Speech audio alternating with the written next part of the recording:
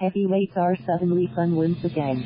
Just when things were starting to make sense in boxing and the heavyweight division was shaping up nicely, a fast guy with blazingly quick hands wiped away most of the preconceived notions of where it would all eventually lead. Andy Ruiz Jr. didn't just defend heavyweight boxing. He threw a body punch that left the division gasping for air. Whether that is good news or bad for boxing depends on where you lie and how it plays out. If nothing else, though, Ruiz scored wins for the ordinary guy when he shocked Anthony Joshua and the rest of boxing with the fight of his life Saturday night at Madison Square Garden. He not only beat the man most considered the best heavyweight in the world, but he gave him a beating in the process.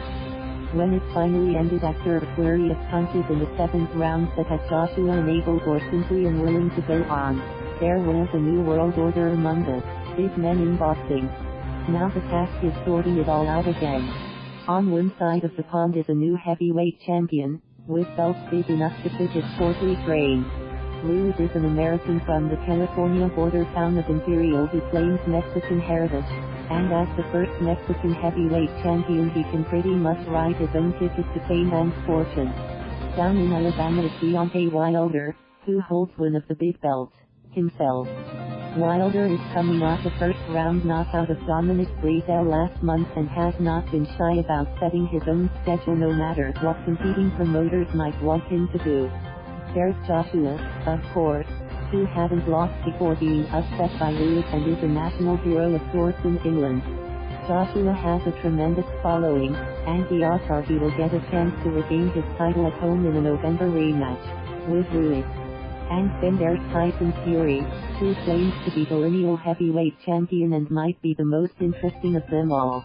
The 6'9" Brit suffered an emotional breakdown after beating Vladimir Klitschko in 2015 and seemed to be out of boxing before fighting to a disputed draw last December with Wilder.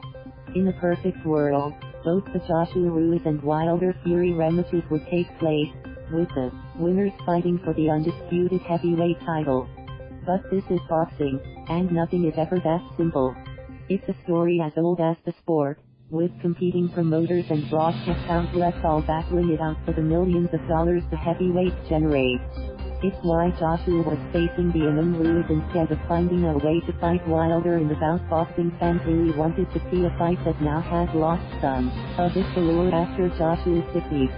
In a division where one punch can change everything, one punch did.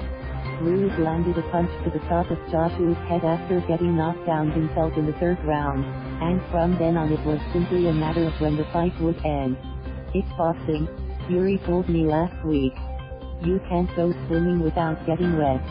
No sooner had Ruiz's hands been raised in victory than some in boxing began comparing the magnitude of the win to Buster Douglas beating Mike Tyson in Japan in 1990 as a 42-1 underdog. But Joshua was no Tyson, and Ruiz was talented enough to make some boxing experts wonder why Joshua's promoter picked him as a late replacement for Jarrell "Big Baby" Miller, who tested positive for steroids. And while Douglas ate himself out of boxing after his big win, Ruiz already passed 268 not so well placed pounds on his frame and hasn't seemed worse for the wear because of this.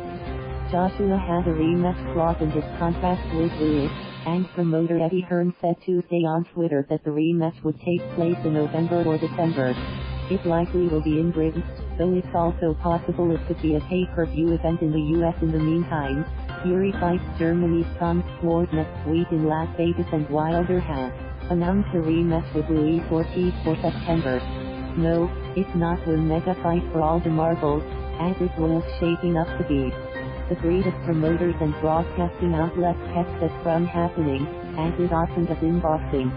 But all the heavyweights want to be at it, and all have a case they want to make. They can all talk of it, too, which should make it even more fun. Thank you for watching. Please subscribe.